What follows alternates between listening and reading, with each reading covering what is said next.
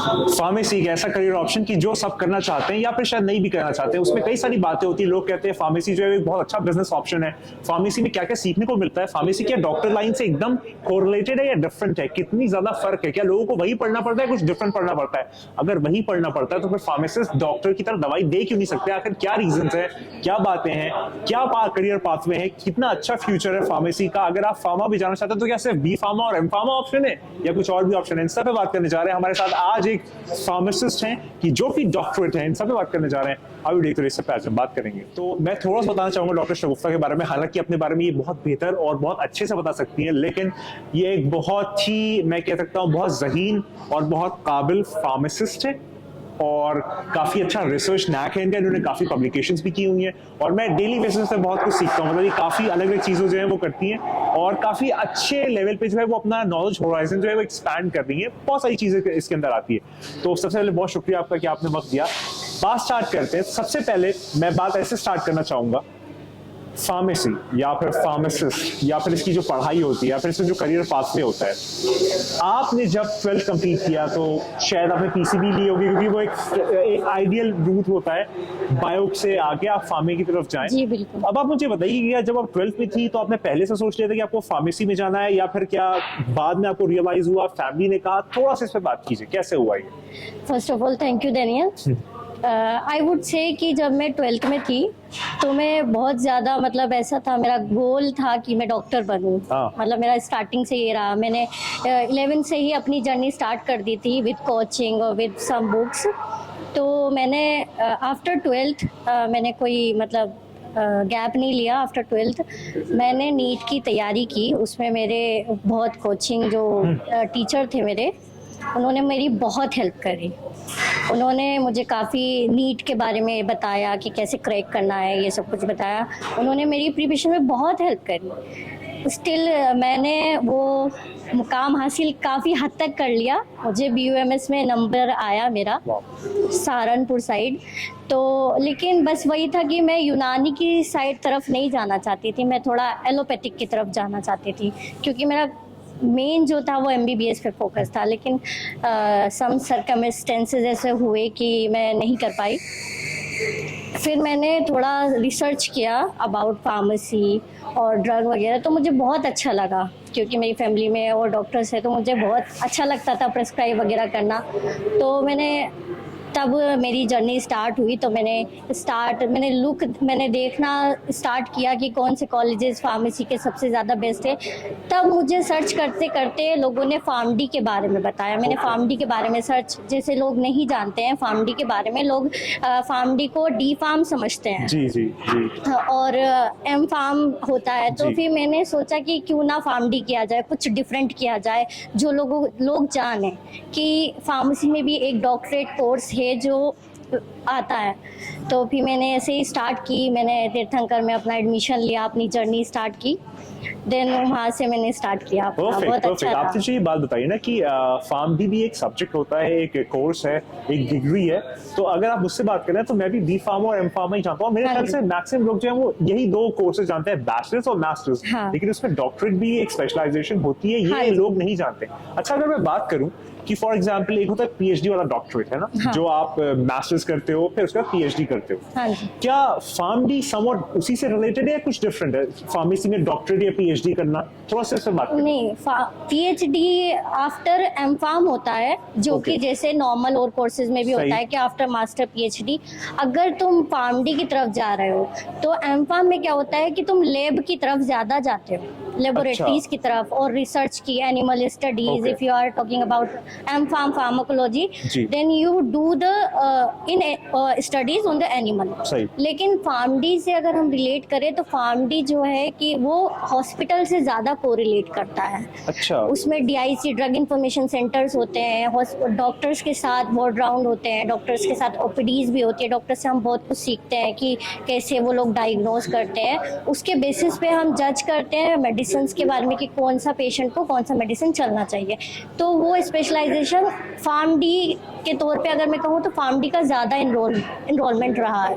अच्छा, तो और मतलब होता फार्म है। डी जो है वो ज्यादा रिलेटेड है हॉस्पिटल सेटिंग से, हॉस्पिटल सेटिंग से ज़्यादा रिसर्च और लैबोरेटरी में उतना नहीं है, हाँ। ज्यादा हॉस्पिटल सेटिंग, और आप पेशेंट से इंटरेक्ट हाँ करते जी। हो, कौन सी दवा देनी है कौन सी नहीं देनी है, ये हाँ। सारी चीजें होती है। वो अच्छा, कहीं ना कहीं कोर जो जी। एम फार्म का भी होता है, नो डाउट, लेकिन जो फार्म डी होता है वो काफ़ी, जैसे एंटीबायोटिक स्टूवर्डशिप प्रोग्राम हो गया, सर्जिकल प्रोफाइलेक्सिस हो गया, वो डॉक्टर के साथ काफ़ी कोरिलेट करते हैं और कल्चर रिपोर्ट्स के अकॉर्डिंग मतलब पेशेंट का देखते हैं कि कौन सा एंटीबायोटिक चलना अच्छा। चाहिए, पूरा कोरिलेट रहता है हॉस्पिटल बेसिस पे। अब मुझे एक बड़ा इंटरेस्टिंग सवाल यहाँ पर आ रहा है, जितना मैं समझ पाया हूँ एज ए लेमैन जो कि क्लिनिकल नहीं है, ओके। जो एमबीबीएस करता है वो इंसान की बॉडी के बारे में पढ़ता है, जिस्म के बारे में पढ़ता है, हाँ जी, शरीर हाँ के जी। बारे में पढ़ता है, बिल्कुल। कैसे काम करती है, एनाटॉमी क्या होती है, बायोलॉजी क्या होती है, सेल्स के बारे में बहुत सारी चीजें आप बेटर जानती होंगी। जितना मैं समझ पा रहा हूँ, अगर किसी को फार्मेसी करना है तो उसको भी समवट ये चीजें पढ़नी ही पड़ती होंगी, तो वो भी Exactly. उसी करिकुलम से होकर गुजरता है। हाँ। अब मेरा सवाल यहाँ पर ये आ जाता है कि जब दोनों समवट सेम चीज पढ़ रहे हैं, दोनों जो है वो सेम पाथवे से गुजर रहे हैं, दोनों जो है वो सारी चीजें क्लैरिफाई कर रहे हैं, कॉन्सेप्ट अपने अंडरस्टैंड कर रहे हैं, तो फिर एक दवाई लिखने का अथॉरिटी रखता है और एक नहीं रखता है, ऐसा क्यों? ये भेदभाव क्यों? ये भेदभाव कहीं ना कहीं चीज़ें पहले से ही चली आ रही हैं। एमबीबीएस को राइट है इन इंडिया कि वो प्रिस्क्राइब करे, लेकिन कहीं ना कहीं फार्मडी और फार्मेसी का पूरा एनरोलमेंट रहता है डॉक्टर्स के साथ, ऐसा नहीं है।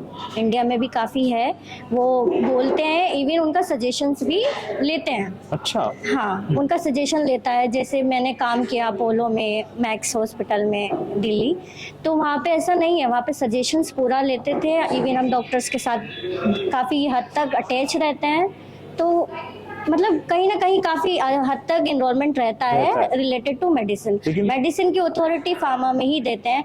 हाँ, अगर बात करें कि एमबीबीएस को, तो एमबीबीएस कहीं ना कहीं डिफर इसलिए करता है क्योंकि उनके पास जो अथॉरिटी होती है वो डायग्नोसिस की होती है। Okay. वो फिजियोलॉजी और एनाटॉमी और डायग्नोसिस बेसिस को बेहतर जानते हैं हम लोगों से।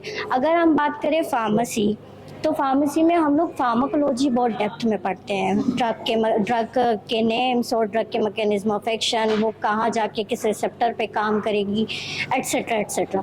उसका एग्जैक्ट रोल क्या है वो एक फार्मेसी का बंदा ज़्यादा बेहतर बता पाएगा in comparison of MBBS candidate. तो मैं अगर इसको ऐसे समझूं कि हालांकि ऑफिशियली हाँ जी, फार्मेसी वाले लोग जो हैं वो उनके पास राइट्स नहीं है कि वो दवाई दे सके, लेकिन उनको जानकारी पूरी होती है। हाँ जी, हाँ जी, मैं इसको जानकारी ऐसे- नॉलेज में बहुत परफेक्ट होते हैं। हाँ, मतलब अगर वो क्योंकि उनका कोर ही वही है। लेकिन Exactly. लेकिन आइडली मतलब वो उनका प्रोफेशन नहीं कि वो दवाएं लिखे, उनका हाँ। अलग प्रोफेशन है, अलग उनकी Yeah. वर्क फ्लो है। बिल्कुल सही। अच्छा, एक और चीज आपने अभी स्टार्टिंग में मुझे बताई थी, एलोपैथी, यूनानी और इस सब पे बात की। तो जैसे कि हम लोग छोटे हुआ करते थे तो हमें वो वाइट वाली गोली दिया करती थी, और कुछ बीमार हो गए तो किसी नाना ने दादा ने लाके दे दी, वो कुछ वक्त खाया और वो हो गया। फिर बाद में सुना कि इंग्लिश मेडिसिन ना खाओ, उसके बहुत साइड इफेक्ट्स होते हैं, बड़ी नुकसानदेह है। हाँ। फिर बीच में आयुर्वेदा भी चलता है कि भाई मतलब उसकी कुछ मतलब पाउडर दे दिया पत्तियों का, वो खाओ। ये बताइए, हालांकि आप इंग्लिश मेडिसिन हैं, आप उसके रिप्रेजेंटेटिव हैं, आप फार्मासिस्ट हैं, डी फार्मा है, फार्मा डी है, आपके पास सब कुछ है, लेकिन अगर मैं आपसे पूछूं एक रैंकिंग सिस्टम कि भाई सबसे अच्छी ये दवाएं हैं, फिर ये दवाएं, फिर ये दवाएं, हो सकता है मेरा सवाल आइडियल हो, लेकिन इसको थोड़ा सा समझाइए लोगों को कि आखिर ये दवा डिफर करती कैसे है, जबकि इलाज तो सारी करती है, हो सकता है देर हो, जल्दी कर दे, इस पर थोड़ी सी बात करिए। हाँ, ओके। तो मतलब एलोपैथिक मेडिसिन जो होती है वो फुल्ली रिसर्च्ड होती हैं, क्लिनिकल ट्रायल स्टडीज होती हैं। एलोपैथी मतलब इंग्लिश?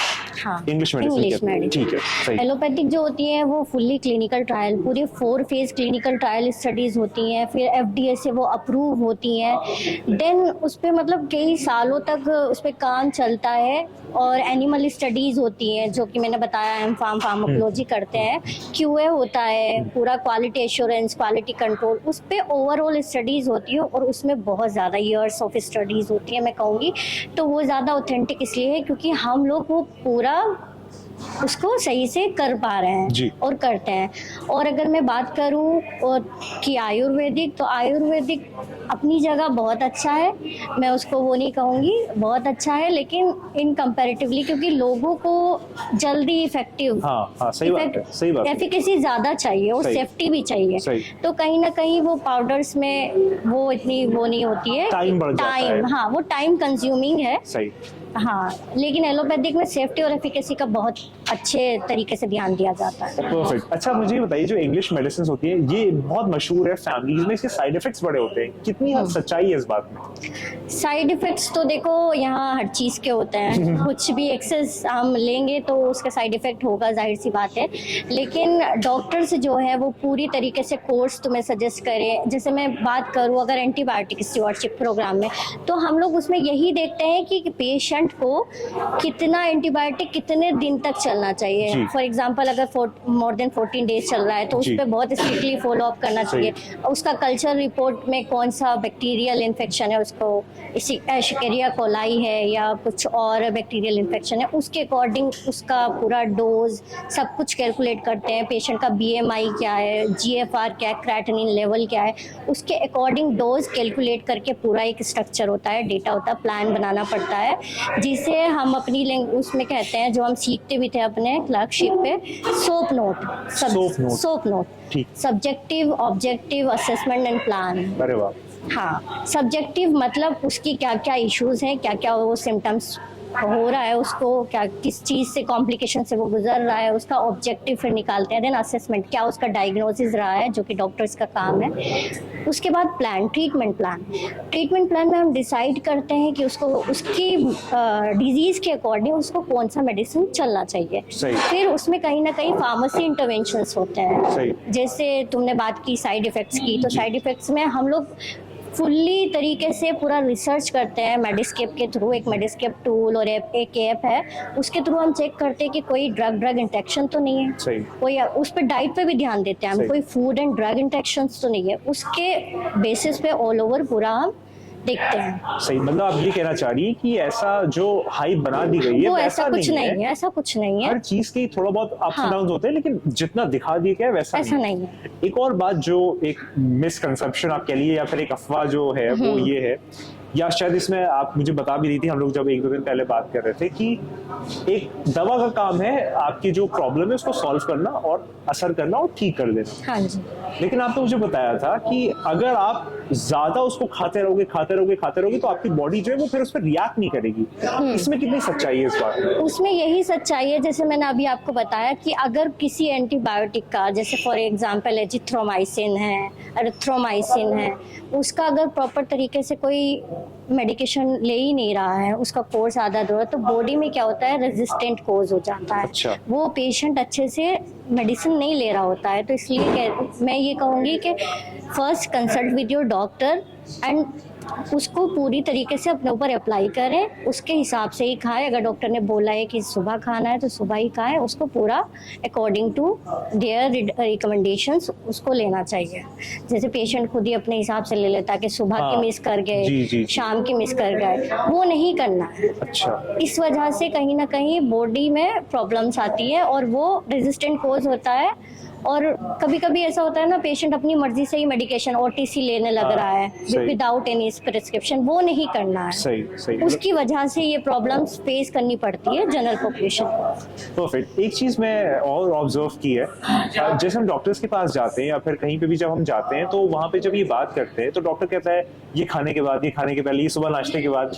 ये क्या सिस्टम है, कुछ खाने के बाद, कुछ खाने के पहले? ऐसा क्यों किया जाता है? जैसे जितना भी ये बीटा ब्लॉकर्स ड्रग होती है, मैं फार्माकोलॉजी से बात करूंगी, जितना भी बीटा ब्लॉकर्स और ये एसिडिटी के लिए ये एम्प्टी स्टमक ही खानी चाहिए। वो ऐसा स्टडी के अकॉर्डिंग लिखा गया है कि ये इस टाइम पे ही, क्योंकि डॉक्टर्स जो करते हैं और जो फार्मासिस्ट करते हैं वो अकॉर्डिंग टू हर और हिम प्लान्स करते हैं कि उस पेशेंट के लिए अगर वो उसको डिजीज है तो उसके अकॉर्डिंग ये मेडिसिन चलेगी। वो प्रॉपर क्लिनिकल स्टडीज होती हैं, रिसर्च, क्लिनिकल ट्रायल, उसका पूरा हिसाब होता है कि right dose, right time, right route, ये पूरा फॉलो करना होता है। मतलब टाइम बहुत जरूरी है इस हाँ, पूरी साइकिल में। exactly. दवा ऐसी नहीं खाओ। ऐसे नहीं, पूरा दवा। जरूरी है कि कौन सी रूट आपको अप्लाई करनी है, कौन सा राइट टाइम क्या होगा, राइट डोज क्या होगा, वो सब कुछ आपको फॉलो करना होता है। बिल्कुल सही। उसी के अकॉर्डिंग मेडिसिन एक और चीज मैंने ऑब्जर्व की है और जो मैं समझ पाया हूँ, आप मुझे करेक्ट कीजिएगा, कि दवा जो है वो शायद दो तरीके से खाई जाती है। एक आप जब ओरल खाते हो और एक होता है जो इंजेक्ट की जाती है। अब मैं इस पे ये बात करना चाहूंगा कि आप एक ओरल खा रहे हो, लेकिन कभी कभी लोगों को जो है वो ड्रिप लगाई जाती है, ग्लूकोज चढ़ता है। अब आप मुझे ये बताइए कि ये ऐसे क्यों किया जाता है, कि अगर कुछ लोगों को ग्लूकोज क्यों चढ़ना पड़ता है, क्या वो ग्लूकोज पी नहीं सकते? अच्छा चलिए, आप उस तरीके से दे रहे हो तो दोनों में फर्क क्या है, और ज्यादा तेजी से इफेक्ट क्या काम करता है, तो बॉडी में कौन सा ज्यादा तेज लगता है, इस पे थोड़ी सी बात। मैं कहूंगी कि ऑरल मेडिकेशंस बायोअवेलेबिलिटी पे डिपेंड करता है पेशेंट की। तो अगर ज़्यादा मतलब जल्दी टाइम में अगर हम ठीक करना चाहें तो हम आईवी प्रीफर करते हैं, क्योंकि वो मैटर ऑफ सेकंड में काम करता है। आईवी हमारी बॉडी में एकदम तेजी से, अगर मैं जनरल पेशेंट की बात करूं और जनरल लैंग्वेज में बात करूं, तो आईवी जो है वो हमारी बॉडी में जल्दी इफेक्ट लाता है। लेकिन उसके कहीं ना कहीं साइड इफेक्ट भी हो सकते हैं। क्या? जैसे किसी की बॉडी में स्वेलिंग हो जाती है, अगर बाय द मतलब गलत रूट अगर उसने पकड़ी तो स्वेलिंग होने के चांसेस होते हैं। और अगर विदाउट एनी प्रिस्क्रिप्शन, जैसे मैंने पहली बात की, तो तब भी आपको दिक्कत का फेस करना पड़ सकती है। और अगर मैं ओरल बात करूँ तो ओरल जो है वो थोड़ा अपना टाइम लेती है। ओरल मेडिकेशंस भी ज़रूरी है। अगर हम जल्दी टाइम की बात करें तो हमें आईवी मेडिकेशन, और कुछ मेडिकेशन होती है ऐसी है जो हमें आईवी ही देनी पड़ती है, हम उसको नहीं दे सकते, क्योंकि वही ड्रग इंटरेक्शंस की बात आ जाती है, तो हम उसी के हिसाब से करते हैं। बहुत डिटेल आपने ये वाली बात बताई मुझे।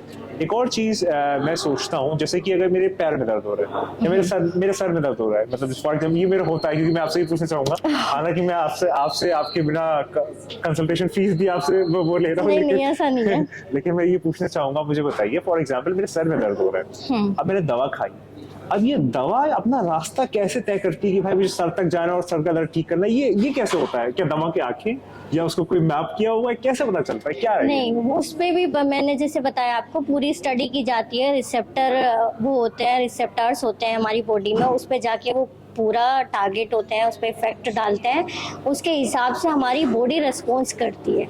उसके पीछे भी हमारा, जैसे मोटर नर्व, मैंने यहाँ सेंस किया तो मेरी मोटर और सेंसरी नर्व क्या करती हैं, सेंस पहुंचाती है ब्रेन को, फिर वो ब्रेन पूरा फंक्शन अंदर कहता है कि अब उसको होना है। वो पूरा हमारा बॉडी का मैकेनिज्म है, फंक्शन है कि हमने टेबलेट खाया, वो उस रिसेप्टर पे जाके की लॉक एंजाइम करके एक फॉर्मूला होता है, वो मेडिकेशंस पे अप्लाई होता है कहीं ना कहीं। इसमें बायोकेम का भी बहुत रोल है। हाँ, केमिस्ट्री, बायोकेमिस्ट्री, ऑर्गेनिक केमिस्ट्री, इन सब का बहुत केमिकल कंपाउंड रिएक्ट करके वहां तक पूरा रिएक्ट करता है। हाँ, इसमें मैं कहूंगी कि उन लोगों को काफी हद तक नॉलेज होती है कि कौन सा मेडिसिन कहाँ जाके, उन लोगों का काफी रोल है इसमें, फार्मेसी के साथ साथ। सही, बिल्कुल सही। अच्छा, हमने तो ये वाली पॉजिटिव बात कर ली। अब फॉर एग्जांपल फार्मासिस्ट या डॉक्टर्स भी इंसान ही है, गलती होती ही होगी।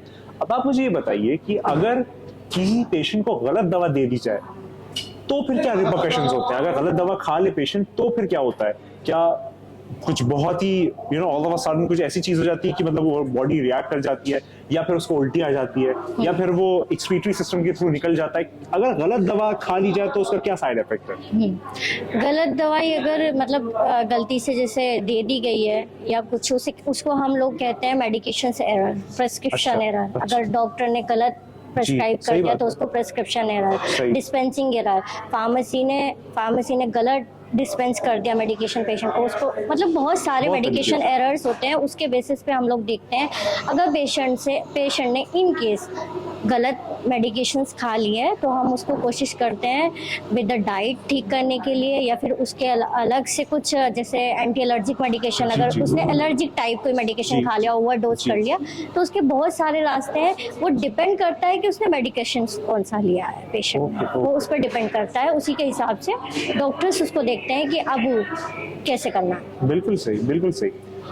एक चीज मैंने और देखी थी, ऑब्जर्व की थी, आप इस पे मुझे थोड़ी सी क्लैरिटी दीजिए कि जो दवाएं हैं ये तो मतलब आज से 100 साल तक बहुत ज्यादा राइज में आ गई। पिछले 100 साल से अगर आप देखिए तो बहुत बूम आ गया, लेकिन आज से अगर हम 200 साल पीछे जाए, 300 साल पीछे जाए, तो जड़ी बूटियां हो गई या अलग अलग तरह के तेल हो गए या जो भी घरेलू नुस्खे यूज किए जाते थे।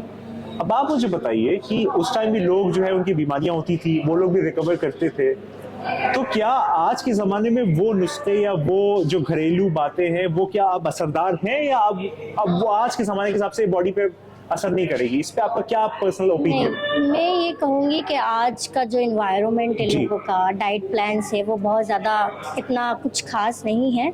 उसके हिसाब से कहीं ना कहीं वो लैग कर जाती है चीज़। अच्छा। हाँ, वो इसलिए लैग कर जाती है क्योंकि लोगों का डाइट प्लान्स अच्छे नहीं हैं, लेकिन वो काफ़ी हद तक वर्क करती हैं, लेकिन उनके साइड इफ़ेक्ट्स आगे लॉन्ग टर्म में देखने पड़ जाते हैं। कॉन्जेनाइटल डिफॉर्मिटी हो जाती है, कोई मतलब लेडी प्रेग्नेंट है, उसके बाद अगर उसको डिलीवरी, तो उस आने वाले जो बेबी है उसमें बहुत सारे डिफॉर्मिटीज देखने को मिलते हैं।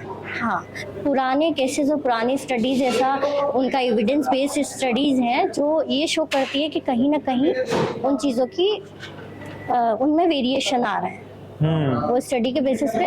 इसलिए मैं सजेस्ट करूंगी कि अगर आप ले रहे हैं तो पूरा ऑथेंटिक, पूरा रिसर्च बेस्ड आज के टाइम पे वो ज़्यादा मैटर करता है, क्योंकि काफ़ी हद तक जैसे पहले की पॉपुलेशन काफ़ी मतलब लोग मर जाते थे, लोगों की प्रॉब्लम सॉल्व नहीं होती थी।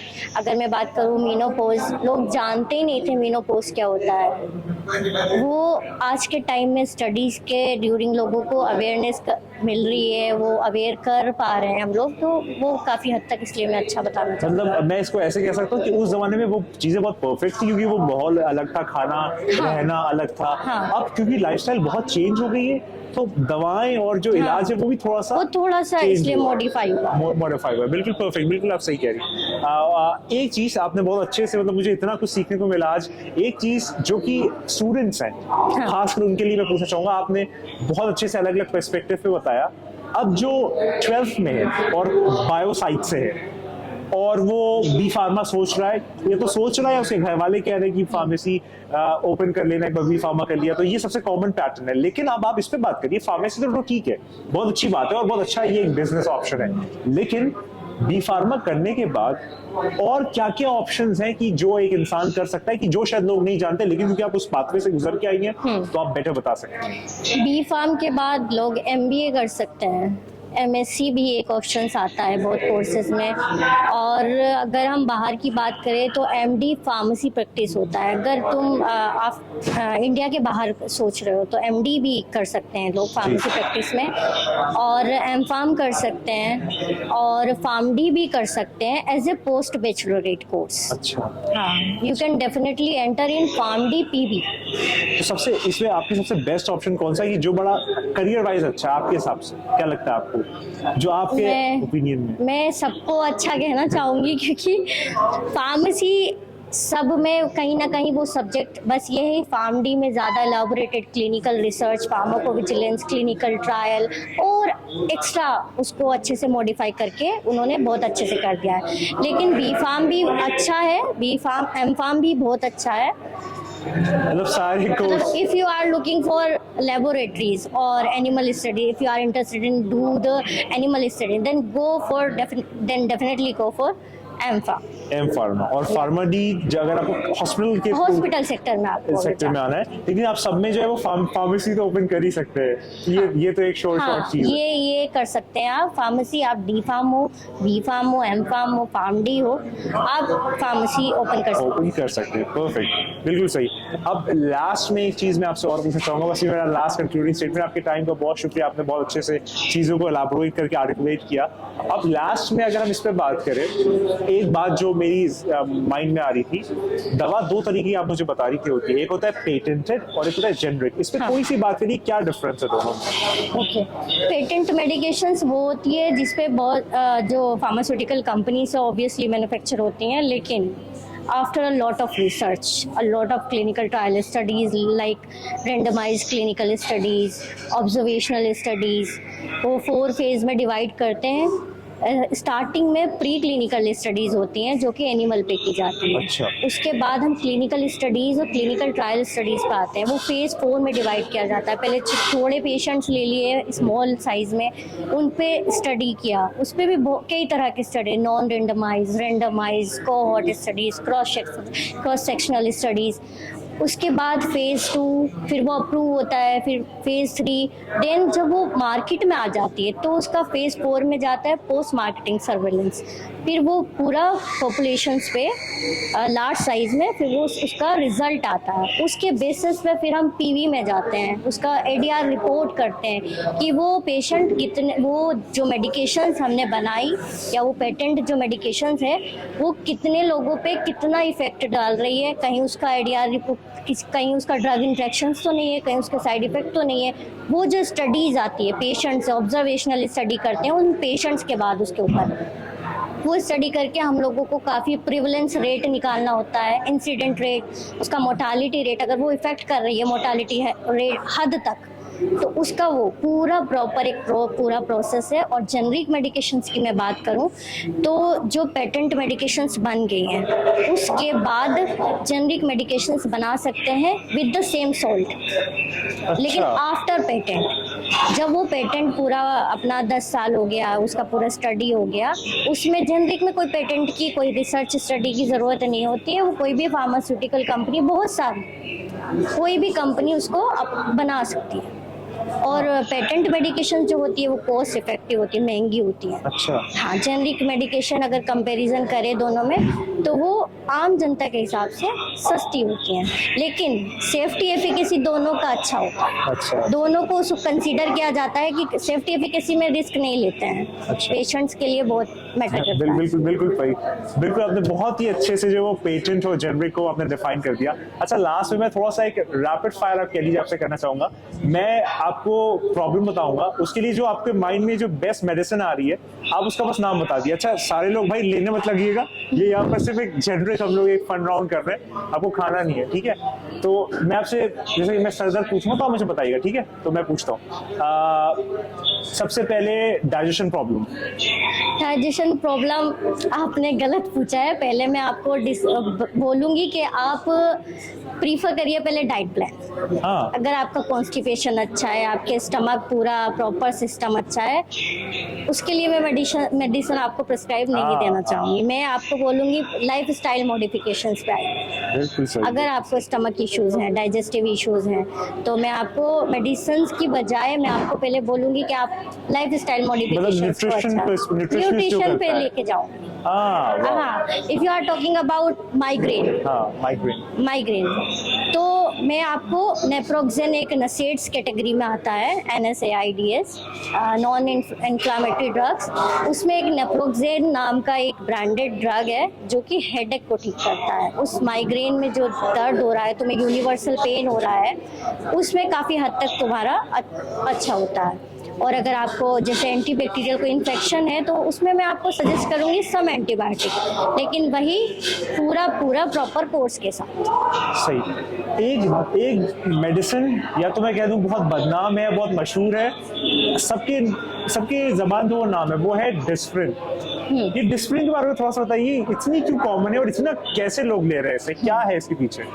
डिस्प्रिन में इसलिए नहीं, मैं कभी प्रीफर नहीं करूंगी पेशेंट को कि डिस्प्रिन ले, क्योंकि उसके अपने अलग साइड इफेक्ट्स होते हैं। जैसे अगर तुम OTC है कहने को, पैरासीटामोल आप काफ़ी हद तक ले सकते हैं, लेकिन अगर आप पैरासीटामोल विदाउट रिकमेंडेशन, लेकिन कहते हैं ना OTC medication, over the counter drug कहते हैं इसको, पेशेंट ले लेता है विदाउट एनी प्रिस्क्रिप्शन, तो उसको आप ले सकते हैं कभी कभी। ऐसे नहीं कि आप मतलब ले जा रहे हैं, उससे क्या होता है आपकी किडनी पे असर होता है, आपके डाइजेस्टिव सिस्टम पे असर होता है, काफ़ी हद तक आपका पूरा जो स्टमक सिस्टम है, डाइजेस्टिव सिस्टम है, वो आपको काफ़ी हद तक ख़राब होने के चांसेस होते हैं। हाँ, ये इसका साइड इफ़ेक्ट मैं कहना चाहूँगी जो स्टडीज़ में भी है। तो डिस्प्रिन स्पेसिफिकली? हाँ, डिस्प्रिन, जैसे डिस्प्रिन में एक सॉल्ट हो गया, एस्प्रिन को काफ़ी हद तक इसलिए मना करते हैं क्योंकि वो ब्लड थिनर है। अच्छा। अगर आप उसको लॉन्ग टर्म में लोगे तो ब्लड थिन होगा आपका। हाँ। अगर फॉर एग्जांपल आपको कभी खुदा ना वास्ता कि आपको एक्सीडेंटल इंजरी हो जाए, तो आपका खून बहने लगेगा, क्योंकि हाँ वो फिर आपका जो, क्योंकि ब्लड थिन आप लॉन्ग टर्म से एस्पिरिन okay. ले रहे हो, तो वो आपकी बॉडी तो क्लॉट में नहीं बनेगा, क्लॉट ही नहीं बनेगा वो। हाँ तो प्रॉब्लम है ये। हाँ, तो फिर अगर ये चोट लगी काफी तो फिर बहुत बड़ा मेजर उसका वो है, इसलिए लोग मना करते हैं एस्पिरिन वाली मेडिकेशन। मतलब डिस्प्रिन अवॉइड करनी चाहिए। हाँ, डिस्प्रिन अवॉइड करने के बाद जो बेस्ट अल्टरनेट है वो क्या आपके हिसाब से, जो सेफ भी है और असर भी करेगा? अल्टरनेटिव में बोलूँगी आप पैरासीटामोल नॉर्मल ले सकते हैं। अगर दर्द की बात करें तो आप आइबुप्रोफेन ले सकते हैं, एसिटामिनोफेन ले सकते हैं। लेकिन वही है कि आप पहले, मैं कहूँगी कि आप पहले डॉक्टर से कंसल्ट करें। ठीक है, मे बी आपको कोई इशू उसके साथ रहा हो या हो रहा हो, तो आप डॉक्टर से ज़्यादा कंसल्ट करें तो ज़्यादा बेटर। परफेक्ट।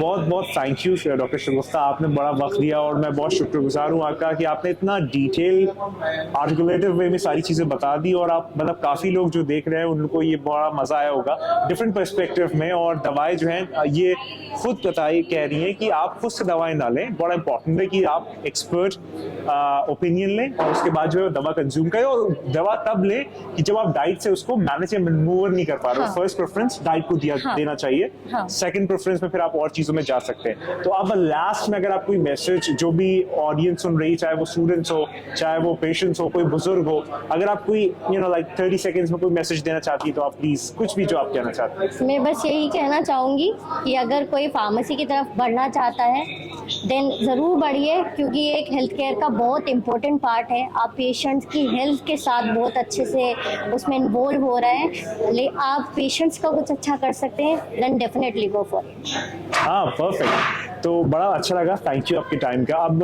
वही वाली बात है जो मैं लास्ट में हमेशा कहता हूँ, जो भी हमेशा मैं कहता हूँ कि टॉपिक कोई भी हो और डिस्कशन कोई भी हो, सब्जेक्ट कोई भी हो, लेकिन लास्ट में बात वही होनी चाहिए जो कि हमेशा होनी चाहिए। और आज मैं इनके सामने भी कहना चाहूँगा कि तू नहीं है, बस वही है। Thank you.